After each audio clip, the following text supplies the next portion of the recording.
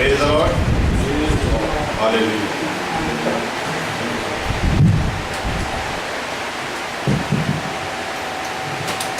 हम एक वर्ष पढ़ेंगे, उसके बाद आंखें बंद करेंगे और दुआ करेंगे। मत्ती की इंजील चैप्टर 6 वर्स 19 और 20।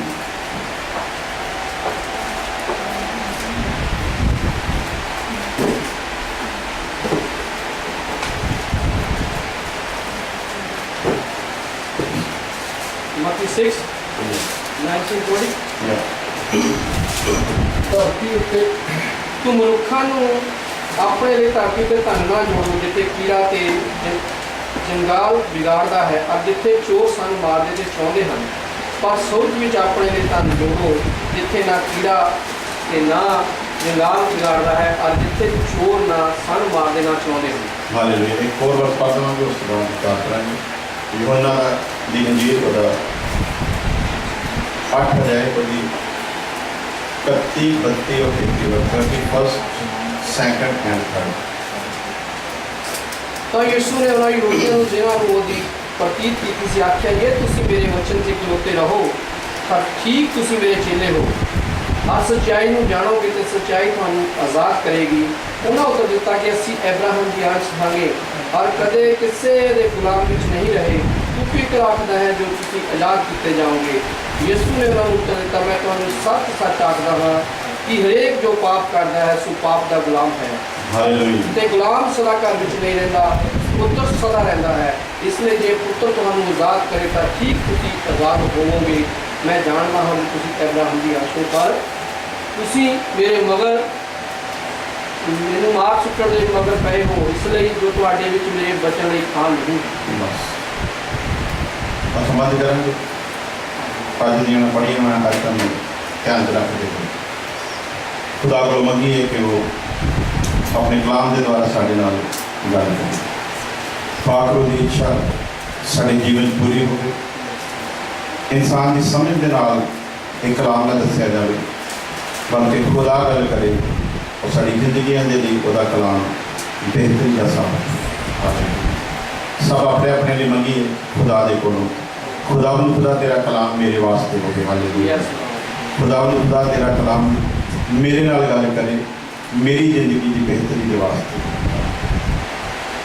खुदा तेरी तारीफ तेरा शुक्र करते हैं आज के अच्छे समय के लिए। खुदा इस शाम के लिए जो तो अपने कलाम के जरिए हम सबसे बात करने जा रहे हैं। खुदा अपने आप को तेरे मुबारक कदमों में लाते हैं खुदा,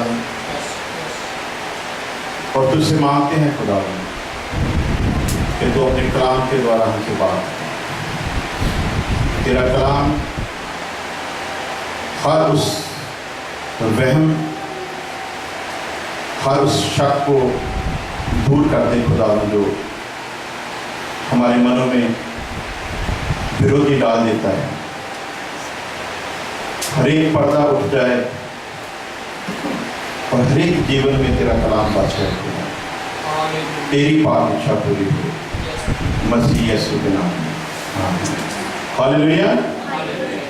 सो पिछले दिनों में हम सीख रहे हैं,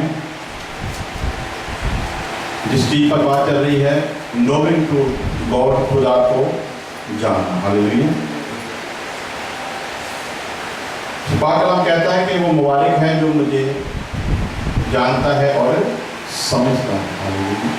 सो खुदा को जानना भी है और समझना भी है। पहली बात तो अभी तक लोग पूरी तरह खुदा को जानते नहीं हैं। यदि कुछ जानते हैं तो उसे समझते नहीं हैं। समझना तो बहुत दूर की बात है, पहले जानना जो है वो बड़ा ज़रूरी है। जब जान जाएंगे तब हम समझना शुरू कर देंगे। हालेलुया। सो हम जानते हैं कि खुदा है, लेकिन फिर भी अभी तक नहीं जानते कि वो कैसा है, वो क्यों है। कभी कभी फिर भी हमारे मन में बहुत सारी ऐसी बातें आ जाती हैं। तो आज खुदा कलाम के जरिए हर एक पर्दा जो है वो हटाएगा। हालेलुया। तो पिछले दिनों में हमने खुदा के कलाम में से सीखा था, खुदा ने कहा लेवी गोत्र जो है वो इस्राएल में से अपने लिए कोई भी हिस्सा ना ले। उनकी संपत्ति पर उनका कोई अधिकार नहीं, उनकी जायदाद पर उनका कोई अधिकार नहीं। वो इस्राएलियों से किसी भी किस्म का कोई भी हिस्सा ना मांगे, क्योंकि मैं यहोवा परमेश्वर तुम्हारा हिस्सा हूं। हालेलुया। सो उस खास गोत्र को खुदा ने अपनी सेवा के लिए चुना, ठहराया और साथ में ये वायदा दिया कि तुम्हें किसी के हाथ की तरफ देखने की जरूरत नहीं, तुम्हें किसी इंसान की तरफ देखने की जरूरत नहीं, क्योंकि हाय लिखा है उस मर्द पर जो किसी इंसान पर भरोसा रखे, परंतु मुबारक होगा वो जो खुदा पर भरोसा रखे। हालेलुया। सो उसने कलाम के जरिए लेवियों को बता दिया कि तुम्हें ध्यान रहे कि इस्राएल में तुम्हारा हिस्सा मैं हूं। जो दुनिया के लिहाज से हिस्सा रखेंगे हो सकता है उनका हिस्सा चला जाए, लेकिन जिसका हिस्सा खुदा बन जाएगा तो फिर बहुत बढ़िया है। जब यहोवा है मेरी तरफ, क्या बिगाड़ेगा इंसान मेरा। हालेलुया। जब खुदा हमारे साथ है तो जब वो साथ होता है, जब वो हिस्सा बन जाता है, लिखा दुश्मन जब पीछे से आता था तो वो हमारे पीछे दुश्मन और हमारे दरमियान आ जाता था। दुश्मन जब आगे आता था तो वो हमारे आगे आ जाता था और दुश्मन और हमारे बीच आकर खड़ा हो जाता था। जब वो हिस्सा बन जाता है तब किसी भी तरह की परेशानी का हमें सामना नहीं करना पड़ता।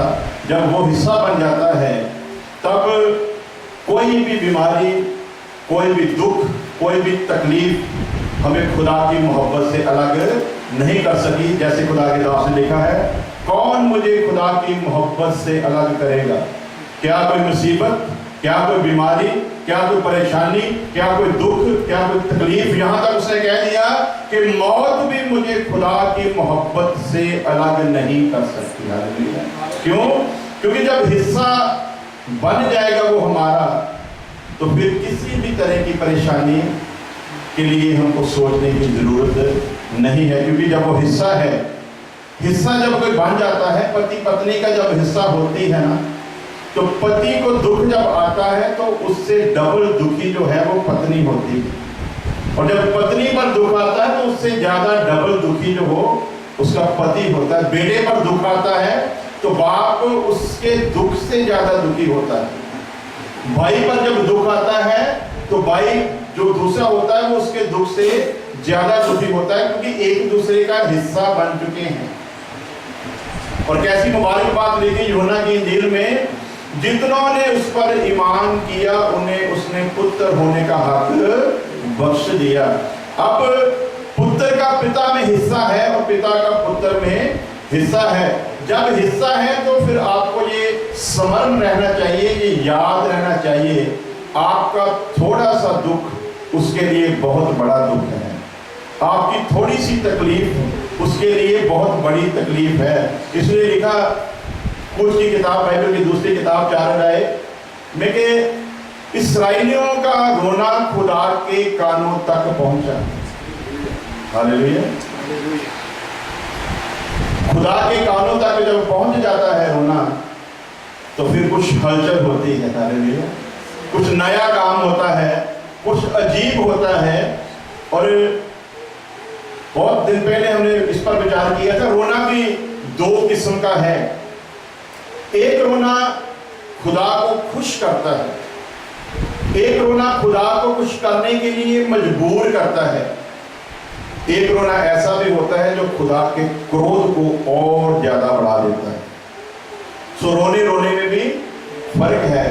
कभी कभी मगरमच्छ के आंसू रोते हैं हम लोग। इंसान को गुमराह किया जा सकता है, लेकिन खुदा को गुमराह नहीं कर सकते, क्योंकि वो हमारा हिस्सा बन चुका है। और जब वो हमारा हिस्सा बन चुका है तो हमारी हर तकलीफ से वो वाकिफ है, ये जान लेना चाहिए। इसलिए उसने कहा, ऐ लेवियो, तुम इनकी जायदाद में से कोई भी हिस्सा मत लेना, ना इनकी किसी चीज पर तुम नजर रखना, क्योंकि मैं यहोवा परमेश्वर तुम्हारा हिस्सा हूं। और उस हिस्से के ऊपर हमने विचार किया था उजाड़ू पुत्र के ऊपर के वो अपने बाप से अपना हिस्सा लेकर चला गया।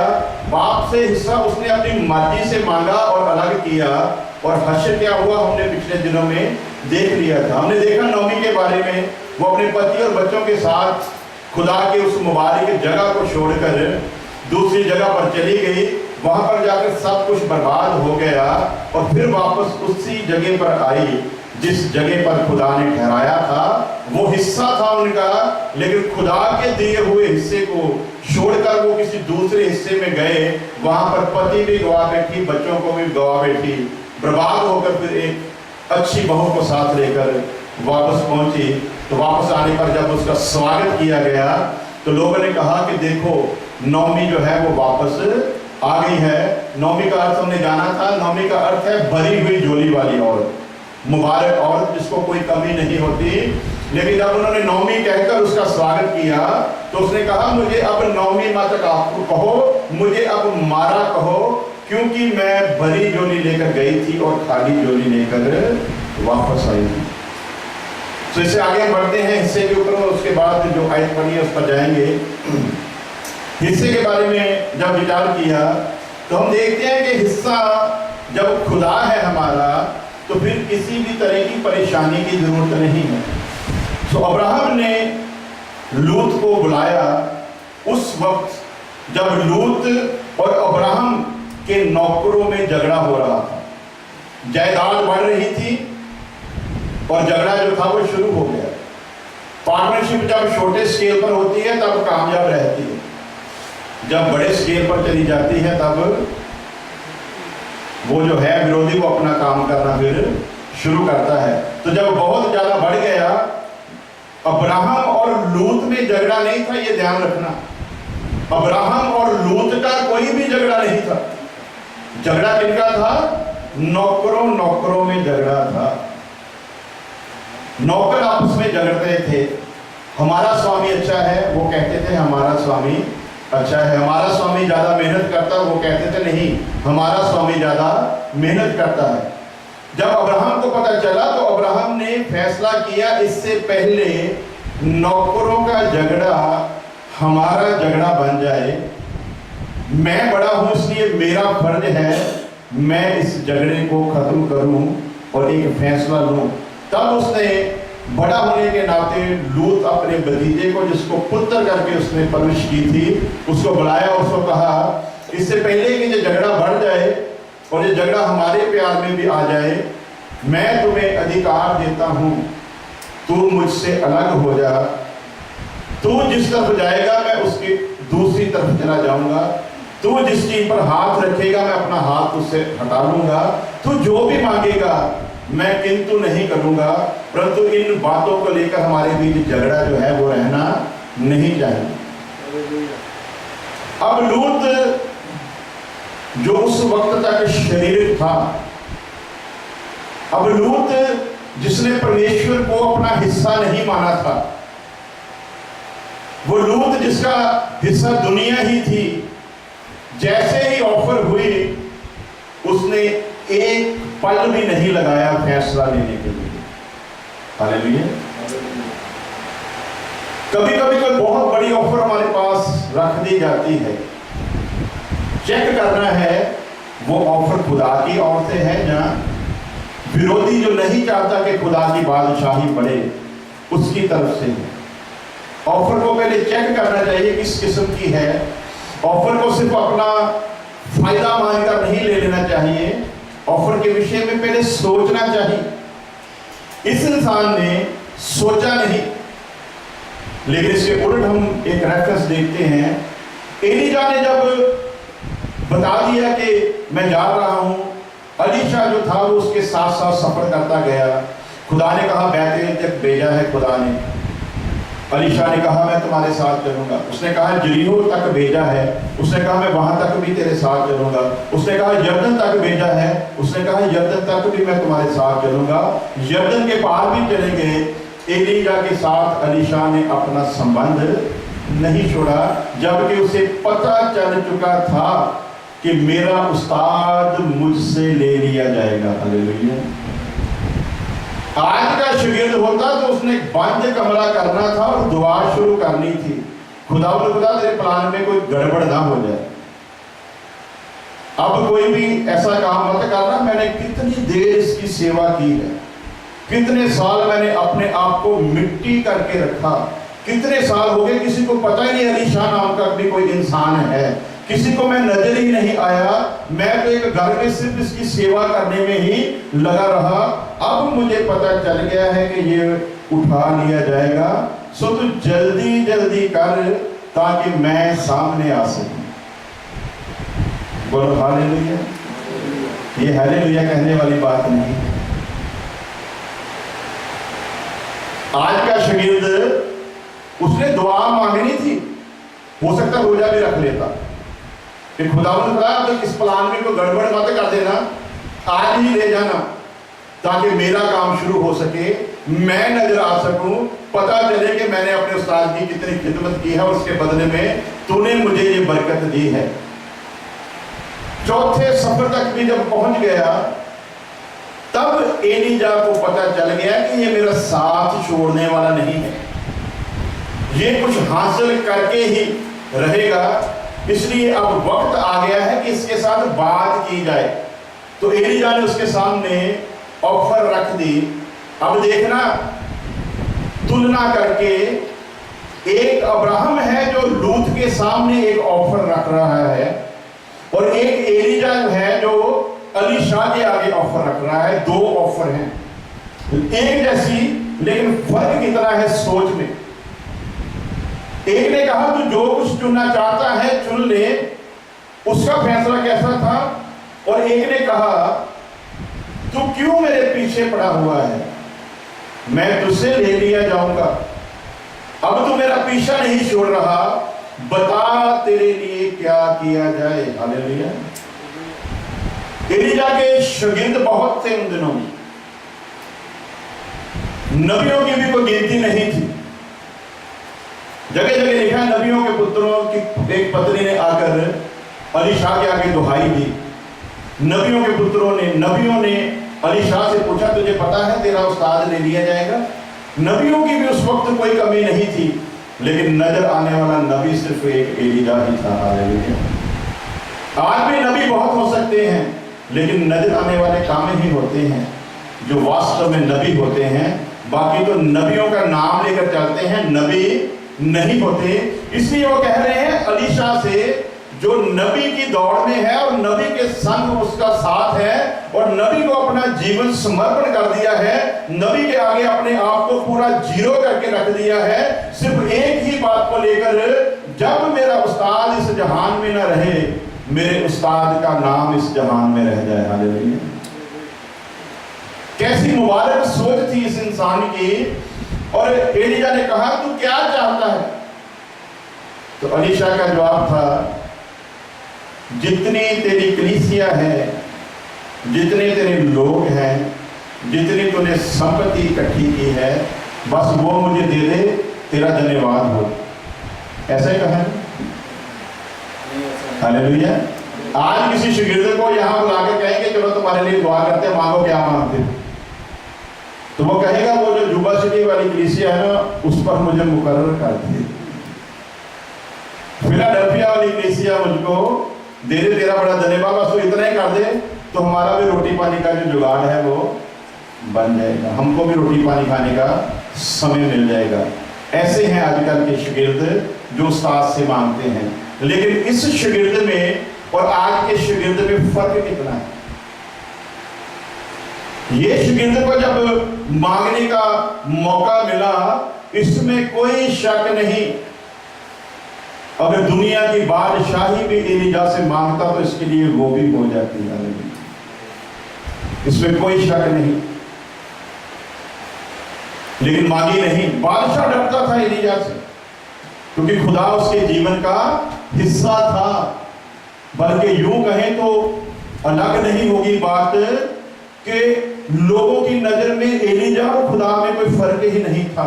इसीलिए वो पूरे फख्र से जाकर कहता है मेरे शब्द के बिना ना बारिश की एक बूंद होगी, ना ओस की एक बूंद जमीन पर मेरे हुक्म के बिना। ये नहीं कह रहा मेरे खुदा के हुक्म के बिना, मेरे हुक्म के बिना, क्योंकि वो जीवन का हिस्सा बन चुका है। उसे पता है अब मेरे और खुदा में कोई फर्क नहीं, जो मैं कह दूंगा वो खुदा का कहा हुआ ही होगा। उसे पता था शमूएल नबी की जिंदगी के बारे में कि उसके मुख से निकलने वाले किसी भी शब्द को खुदा ने मिट्टी में मिलने नहीं दिया, पता था उसे। इसलिए एलीशा का इतना संबंध था खुदा के साथ कि खुदा उसमें कोई फर्क नहीं रह गया था। वही एलीशा जब एलीशा से पूछता है कि मांग तेरे लिए क्या किया जाए, क्योंकि मुझे पता है तू मेरा पीछा छोड़ने वाला नहीं है। तो एलीशा ने कोई गांव नहीं मांगा, एलीशा ने धन दौलत नहीं मांगी, एलीशा ने कोई संगत, कोई कलीसिया नहीं मांगी, एलीशा ने कोई चर्च नहीं मांगा, एलीशा ने उसकी कोई चीज से वास्ता नहीं रखा। बस एक ही बात कही, खुदा का रूह जो तुझ में काम करता है, जिस तरीके से काम करता है, जिस तरीके से तुझे इस्तेमाल किया है, बस अब मेरी एक ही गुजारिश है, जब तू ले लिया जाए। हालेलुया।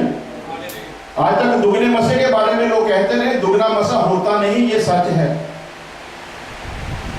मसा तो मसा, मसे का दुगना क्या होगा? खुदा का दुगना मसा क्या होगा? खुदा का मसा तो मसा ही है, दुगना तिगना चौगना पचौगना नहीं होता। वो एक ही है। और वो मसा जब काम करता है तो लोगों को पता चल जाता है कि खुदा का ठहराया हुआ है। वाक जो शब्द है उनकी गहराई तक जाना है कि एलीशा ने मांगा क्या था। एलीशा ने यह मांगा था कि खुदा की कुदरत जो तुझ में काम करती है, जिस तरीके से खुदा तुझे इस्तेमाल करता है, जब तू ले लिया जाए, अब तक तू एक ही था काम करने वाला, जब तू ले लिया जाए तब दुनिया को एक एलीशा नहीं बल्कि दो एलीशा नजर आने चाहिए। हालेलुया।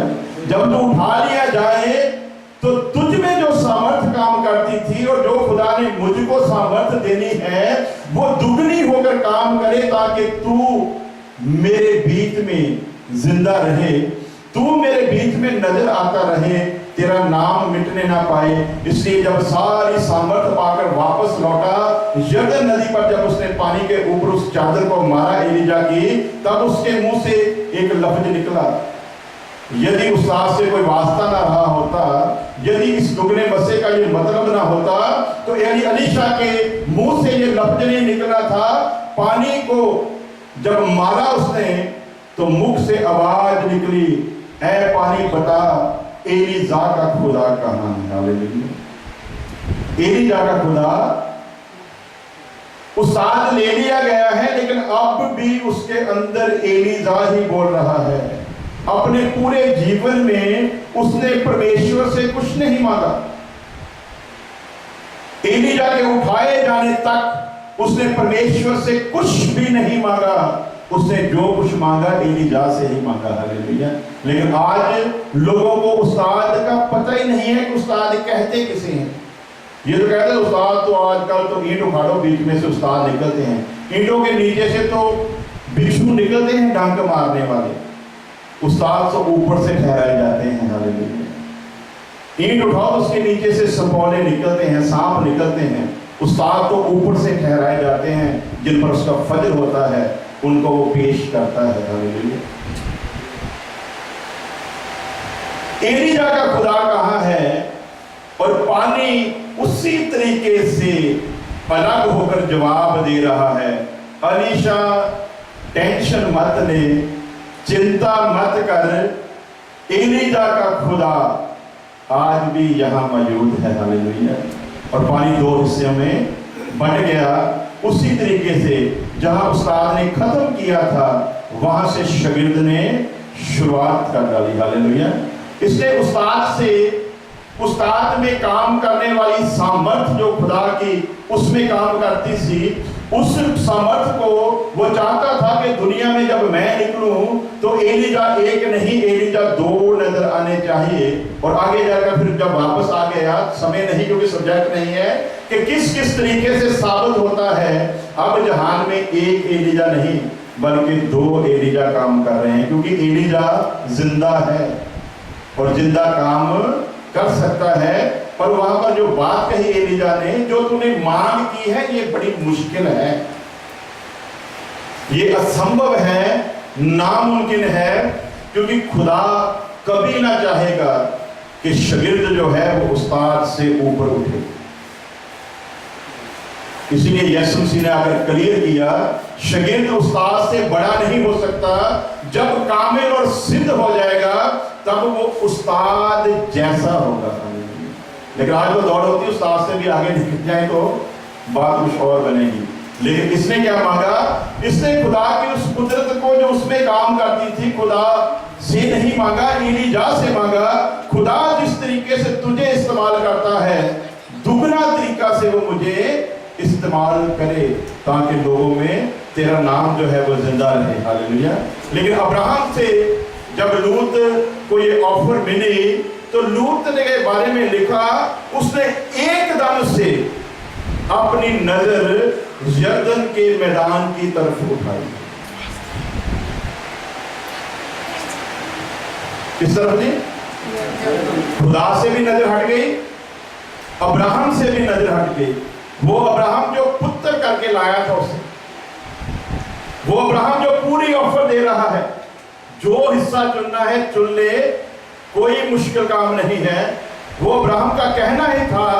साथ ही लिखा कि उसने अपनी नजर उठाकर यरदन के उस हरे भरे इलाके को देखा और कह डाला कि ये मुझे दे डाल। लेकिन आगे लाइनों में लिखा है, वो नहीं जानता था कि यहां पर खुदा क्या करने वाला है। वो तो बचा हुआ इसलिए है क्योंकि अब्राहम का हिस्सा है खुदा,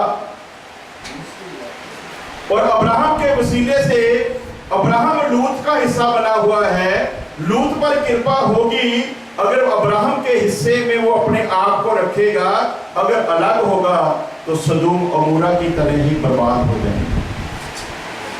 अपना हिस्सा चुना उसने, हिस्सा चुनकर कह दिया कि मुझे ये दे दे।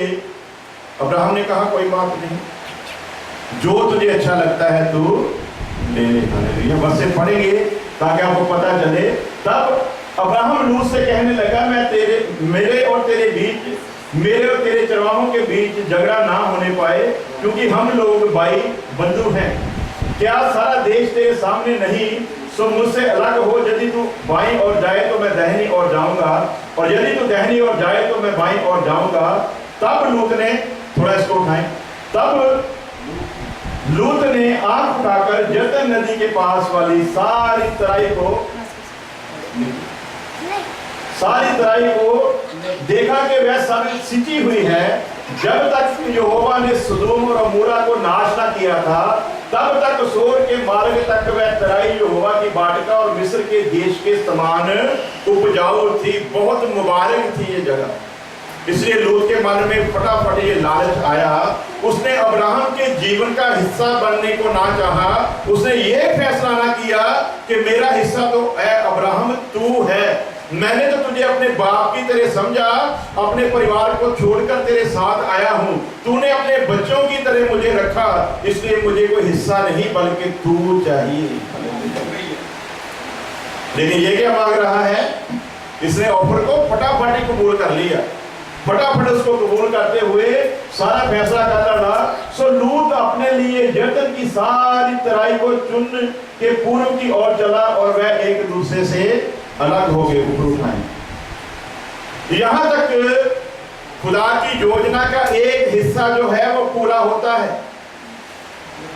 कुछ ऐसी आशीष और बरकत खुदा अब्राहम को देने वाला था जो उतनी देर तक उसने नहीं देनी थी जितनी देर तक लूत उसके साथ था। कभी कभी कलीसिया में, परिवार में, समाज में ऐसे लोग होते हैं जिनकी वजह से खुदा ने बहुत सारी हमारी आशीषें और बरकतों को रोक के रखा हो, और खुदा ही फिर वो सारा बंदोबस्त करता है। कभी कभी हम सोचते हैं कि ये हमसे अलग हो गया, अभी हमारा क्या होगा, कलीसिया के आधे मेंबर निकल गए, अभी हमारा क्या होगा। कलीसिया के सारे मेंबर भी निकल जाएं, जब यहोवा है मेरी तरफ, क्या बिगाड़ेगा इंसान मेरा। हालेलुया। सब छोड़कर चले जाए, तुझे क्या चिंता है? तूने कलीसिया क्यों बनानी है? तुझे तो सिर्फ एक ही मकसद तेरा होना चाहिए, मैंने खुदा के चरणों में जाकर वास करना है। हालेलुया। वो मेरा हिस्सा है। सब हिस्से चले जाएं तब भी खुदा मेरा हिस्सा है, मुझे किसी चीज की कमी ना होगी। इसलिए दाऊद बड़े फख्र से लिखता है, चाहे मौत की वादी में से होकर भी गुजरूं, मैं ना डरूंगा, क्योंकि ऐ यहोवा तू मेरा हिस्सा है, तू मेरा चरवाहा है, तू मेरे साथ रहने वाला है, इसलिए मुझे किसी चीज की भी कमी ना होगी। लूत अलग हो गया। जैसे ही लूत अपने फायदे की चीजें लेकर अलग हुआ, आज भी दुनिया में ऐसा ही होता है, कभी कभी लोग अपने फायदे की चीजें लेकर अलग हो जाते हैं। खादमों को भी कभी कभी सदमे हो जाते हैं, लेकिन घबराना नहीं। आपको भी शायद खुदा सेवकाई में इस्तेमाल करे। ये उठना बैठना गिरना संभलना ये तो जीवन का एक अंग है। आपको क्यों घबराना है? आप क्यों सोचते कि आपके पास 10,000 कलीसिया हो? क्यों सोचते हैं? कोई एक भी हो, उसे भी उतनी ही मेहनत करके तैयार करो, वो एक ही लाखों जैसा होगा। खुदा ने क्यों समय समय पर एक ही रखा? क्यों समय समय पर उसने एक को ही दुनिया में पेश किया? एक ही काफी होता है यदि वो खुदा के मन को बाता हो। एक ही बहुत कुछ कर सकता है, एक ही बहुत ऐसा कर सकता है जिसके द्वारा बहुत सारे हो। अब्राहम के पास कुछ भी नहीं था, बूढ़ा हो गया, लोग कहते थे अब कहां औलाद होगी, अब क्या होगा, अब तो खत्म होगी, अब तो बात ही नहीं रही। वो अब्राहम जिसके बारे में लोगों की ये धारणा थी कि अब तो कुछ भी नहीं हो सकता, उसके बारे में आगे जाकर लिखा है इब्रानियों के खत में संत पौलुस ने 11 अध्याय उसमें जब पढ़ते हैं तो देखते हैं एक बूढ़े निर्बल इंसान से, जिसकी देह भी मरे हुए लोगों जैसी बन चुकी थी, उससे इतने पैदा हुए जैसे आकाश के तारे नहीं गिने जा सकते, समुद्र की रेत के कण नहीं गिने जा सकते, वैसे ही उसकी औलाद भी नहीं गिनी जा सकती। और सिर्फ एक कौम नहीं, लिखा है सारी कौमें सारी जातियां तुझ में मुबारक होंगी और तू जातियों का बाप कहलाएगा। एक जाति का नहीं, जिसके पास औलाद ही नहीं उसके साथ वायदे देखते कैसे कैसे हैं, तू जातियों का पिता कहलाएगा। और अब्राहम हर बात पर ईमान ला रहा है, इसलिए ईमान ला रहा है क्योंकि उसे पता है यहोवा मेरा हिस्सा है। और जब वो मेरा हिस्सा है तो उसने जरूर मेरे लिए ऐसे प्लान बनाकर तैयार किए हैं, जरूर उसकी मेरे जीवन में ऐसी योजना है जो सफल होगी, इसलिए उसे किसी भी चीज की कोई चिंता नहीं। एक ही फक्र है कि यहोवा मेरे साथ है, वो मेरा हिस्सा है। जब यहोवा हिस्सा है तो खुदा ने कहा छोड़ इस घर को। हालेलुया। उसने एकदम से छोड़ दिया। क्यों? क्योंकि पता है तू मेरा हिस्सा है। उसने कहा अपने साख रिश्तेदारों को छोड़, उसने छोड़ दिया। उसको पता कि ये रिश्ते भी एक दिन खत्म हो जाएंगे, पर वो जो मेरा हिस्सा है कभी खत्म नहीं होगा।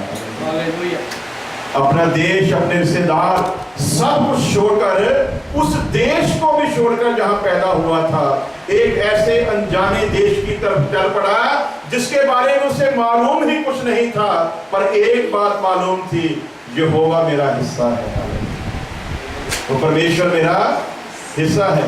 मुझे याद है जब हमारे बड़े भाई पास्टर कन्हैया गिल के साथ 2 चर्च वालों ने फ्रेम किया और बड़े तरीके से उनको फिर अलग कर दिया, तो वो बड़े मायूस से एक दिन बैठे थे, लेकिन रूह में बड़े तगड़े थे वो। तो हम चेहरे से साफ लगा रहे थे कि ये मायूस है कि हम अपने तरीके से सोच रहे थे। तो जब हम उनके पास गए तो बात की कि आप टेंशन मत लें,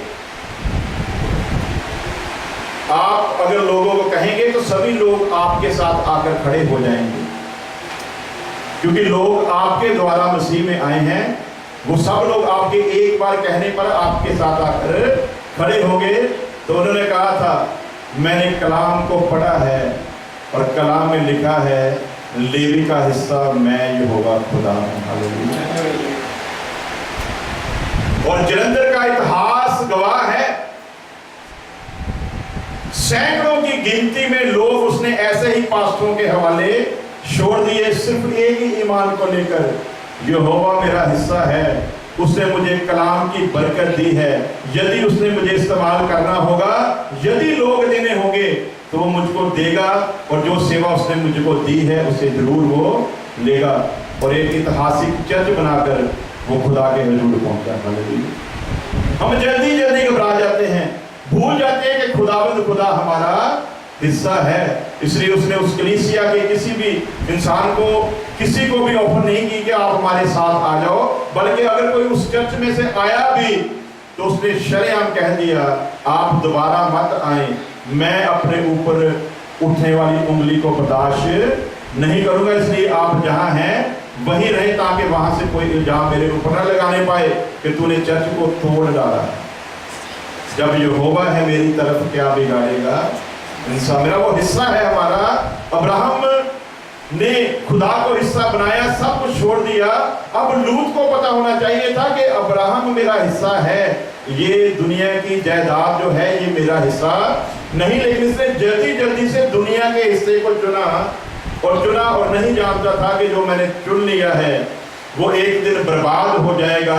और अब्राहम जो मेरे जीवन का हिस्सा है, जिसे मैं छोड़कर जा रहा हूं, यही इंसान अपने लोगों को लेकर मेरा बचाव करने के लिए आएगा। यही इंसान मुझे दुश्मनों के हाथ से बचाएगा।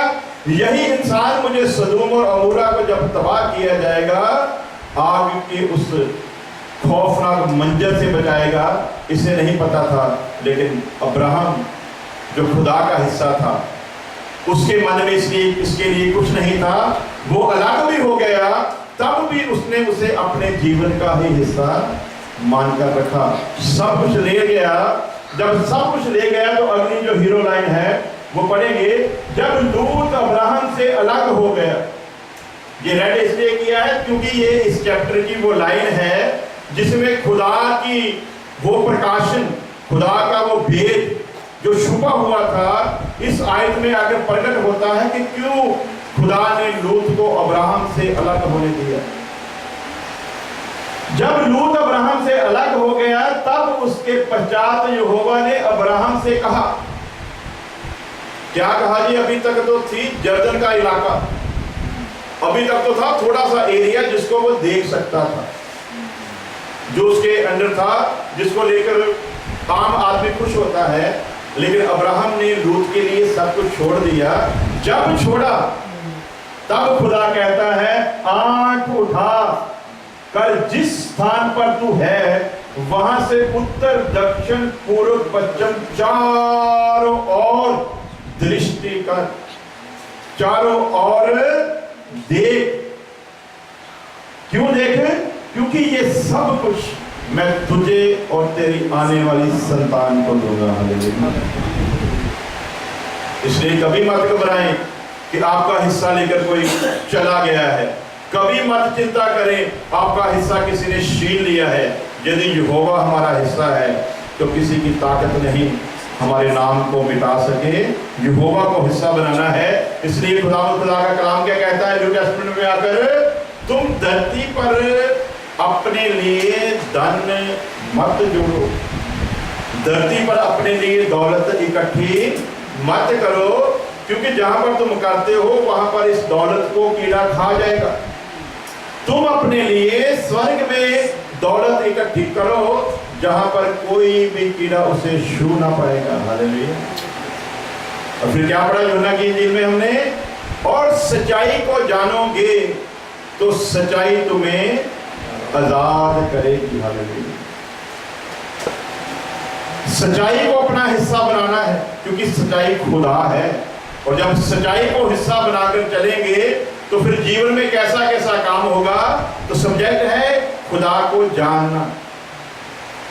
जितनी देर उसे बारीकी से समझते नहीं है, उतनी देर उसके आगे दुआ भी हमारी जो है वो किसी काम की नहीं, क्योंकि दुआ का अर्थ ही नहीं पता कि किसके आगे करनी है और किस तरीके से करनी है। तो जब पता ही नहीं खुदा जिससे मांगना उसके साथ हम क्या रिलेशन रखते हैं, जब उसके बारे में पता ही नहीं है तो क्या कहकर मांगोगे। हमें तो पता ही नहीं कि हम उसके यहाँ नौकर हैं, हमें तो पता ही नहीं उसके जहाँ हमारी पोजीशन बेटे की है, उसके जहाँ पोजीशन हमारी एक भिखारी की है, उसके जहाँ पोजीशन हमारी एक दुल्हन की है, उसके जहाँ पोजीशन हमारी एक बदन की, कौन सी पोजीशन है हमारी। इस हद तक जब तक नहीं जानते कि वो हमारा हिस्सा किस प्रकार है, तब तक दुआ भी की हुई हमारी व्यर्थ है, क्योंकि हमें पता ही नहीं है कि हमारा संबंध उसके साथ क्या है। ज्यादातर लोग पहले भिखारी कहते हैं, प्रभु ये हम तेरे दर के भिखारी हैं। तो खुदा ने फिर डांटा, तुम भिखारी नहीं हो। फिर कुछ ने कहा कि हम काम करने वाले हैं, तो उसने कहा काम करने वाला नौकर होता है। फिर उसने साबित किया तुम काम करने वाले नहीं, यदि ईमान लाओगे कि मैं यहोवा तुम्हारा परमेश्वर हूँ तो तुम मेरे पुत्र ठहरोगे। तो जब पुत्र ठहर गए तो लोगों ने बहुत गर्व से कहना शुरू कर दिया कि अब हम नौकर नहीं, अब हम भिखारी नहीं, अब हम सीधे पुत्रों की गिनती में हैं। तो यदि पुत्र है तो इससे आगे भी अभी बहुत कुछ पड़ा है। पुत्र के साथ भी पिता कुछ ऐसी बातें गुप्त रख सकता है जो पुत्र पर भी प्रकट ना करे। इसलिए यीशु मसीह ने कहा भी बहुत सारी बातें मैंने तुमसे कहनी थी, पर अभी तुम बर्दाश्त नहीं कर सकते, अभी तुम समझ नहीं सकते।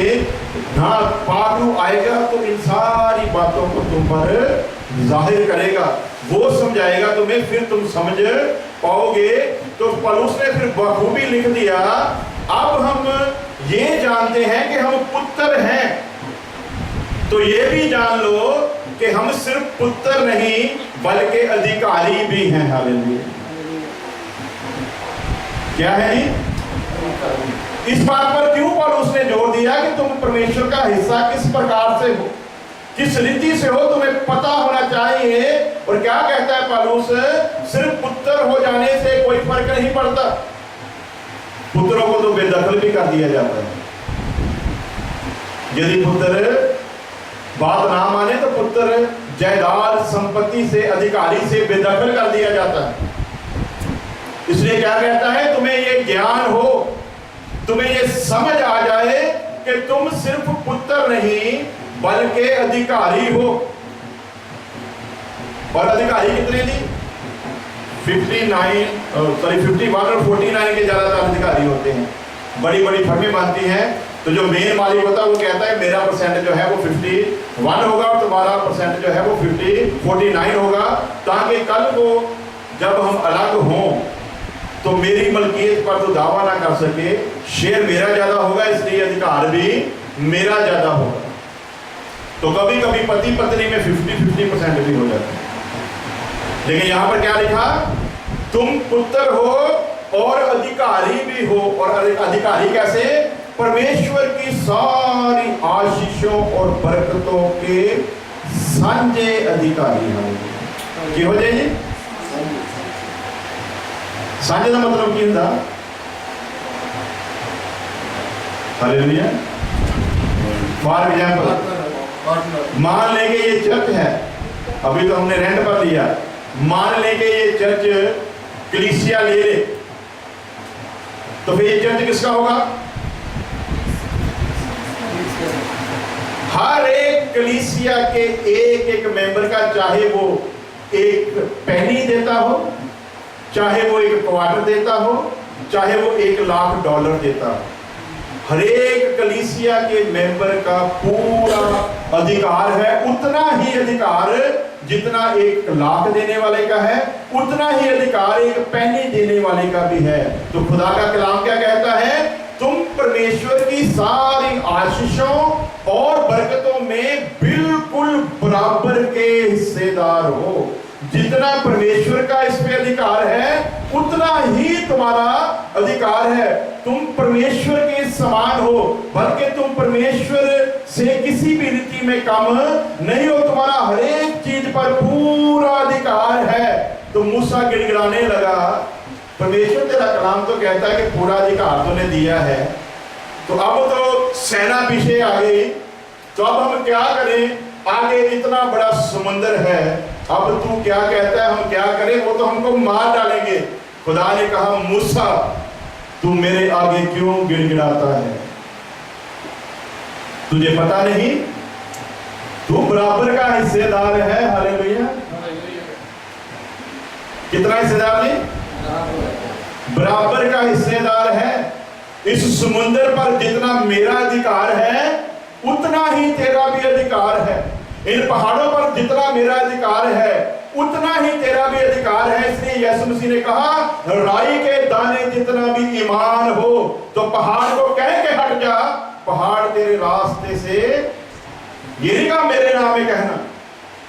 तुझे पता हो कि तू है क्या, तुझे तेरे अधिकार के बारे में पता होना चाहिए। तो मूसा गिड़गिड़ाने लगा, ऐ खुदा अब मैं क्या करूं। उसने कहा तू क्यों मेरे आगे गिड़गिड़ा रहा है, तू क्यों मेरे आगे तरले निकाल रहा है, तू क्यों मेरे आगे रिक्वेस्ट कर रहा है, तू क्यों मेरे आगे बेनती कर रहा है, तेरे हाथ में क्या है। उसने कहा यहोवा लाठी है। उसने कहा बस तुझे इतना भी ज्ञान नहीं है, लाठी है लेकिन तुझे पता नहीं इस लाठी में क्या है। हालेलुया। अब लोगों को पता तो है कि हमारे हाथ में बाइबल है, लेकिन लोगों को इतना ही पता 80 रुपए में मिल जाती है, लेकिन इसमें जो ज्ञान है वो सारी दुनिया की दौलत भी लेकर आ जाओ, यदि परमेश्वर का फजल ना हो तो इसे पा ना सको।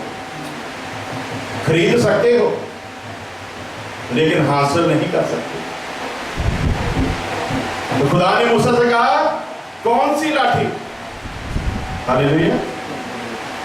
खुदा पूछा तेरे हाथ में क्या है, कह रहा लाठी है। मूसा को गलत फहमी है कि ये मेरी लाठी है। खुदा ने कहा याद कर जब तुझे मैंने दर्शन दिया था, मूसा को पीछे लेकर गया खुदा, तो खुदा ने याद दिलाया जो तेरी लाठी थी उसे तूने जमीन पर फेंक दिया था। तेरी लाठी तो सांप की मानिंद चालाक थी और जब तूने फेंकी तो वो सांप बन गया था। मैंने तुझे कहा था इसे पूंछ से पकड़ ले और उठा ले, और जैसे ही तूने पूंछ से पकड़ा वो सांप की सारी जो कारागरियां थी वो उसमें से निकल गई। अब तेरे हाथ में जो लाठी है वो तेरी नहीं, वो लाठी अब मेरी लाठी बन गई है। ये लाठी अब मेरा अधिकार है तेरे पास, इसलिए समुद्र की तरफ इसे उठा दे। जैसे ही मूसा ने उस लाठी को समुद्र की तरफ उठाया, लिखा खुदा ने हवा को हुक्म दिया कि तू चलना शुरू हो गया, और सारी रात हवा चलती रही और समुद्र अपने हिस्से को छोड़ता गया और उनके सामने एकदम एक रास्ता बनकर तैयार हो गया। हालेलुया। इस तरफ भी समुद्र, इस तरफ भी समुद्र। कितना अधिकार, सांझे, बोलो सारे पंजाबी की कहते हैं सांझे अधिकार। थोड़े बहुते नहीं, किसी भी ग्रह हुक्म कर सकते हो अपनी थां को हट जाएगा, किसी भी ग्रह हुक्म करो और रुक जाएगा। यहोशुआ इस चीज तो वाकफ थी, और जब दुश्मनां दे नाल मुकाबला किया इक्को ही आवाज कढ़ी, कहंदा ऐ सूरज इसे जगह दे उत्ते ते ऐ चंद तुम ही इसे जगह दे उत्ते रुक जा, मेरा हुक्म है। हालेलुया। सांझे अधिकारी, छोटे मोटे अधिकारी नहीं, जब परमेश्वर का हिस्सा हाँ तो फिर सांझे अधिकारी, हरेक चीज के सांझे अधिकारी।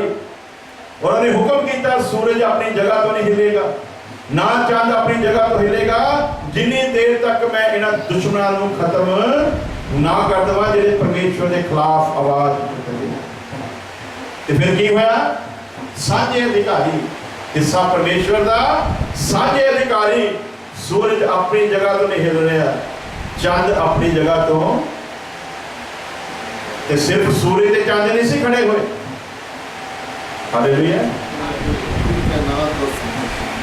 सिर्फ सूरज चंद नहीं, क्योंकि खुदावंद खुदा ने हरेक ग्रह जरा बनाया उसकी जो स्पीड है वो 10,000 किलोमीटर प्रति सेकंड की है, हरेक ग्रह की।